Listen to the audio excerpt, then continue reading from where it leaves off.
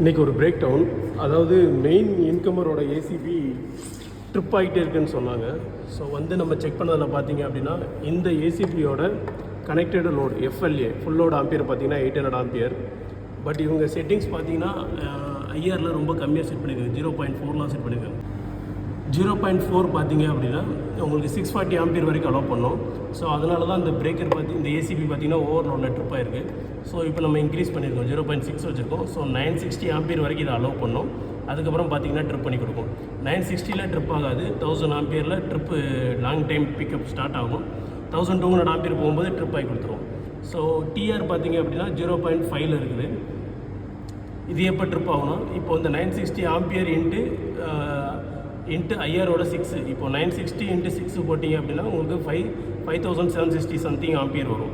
So அந்த ஆம்பியரில் 0.5 second வரைக்கும் allow பண்ணோம். அதாவது இது லாங் டைம் பிக்கப்பு, இது லாங் டைம் டிலே. ஸோ உங்களுக்கு பார்த்தீங்கன்னா 0.5 செகண்ட் வரைக்கும் அலோவ் பண்ணோம். 6 × இன்கமர் என்ன செட் பண்ணியிருக்கோமோ அலோவ் பண்ணி அதுக்கப்புறம் பார்த்தீங்கன்னா இது ட்ரிப் பண்ணி கொடுக்கும். ஸோ இப்போ செட்டிங் சேஞ்ச் பண்ணியாச்சு. ஏசிபி ஆன் பண்ணியிருக்கு, ஏசிபி க்ளோஸ் கண்டிஷன். ஸோ இப்போது ஒரு மேக்ஸிமம் ஒரு ½ hour வெயிட் பண்ணால் எந்த ட்ரிப்புமே வரல.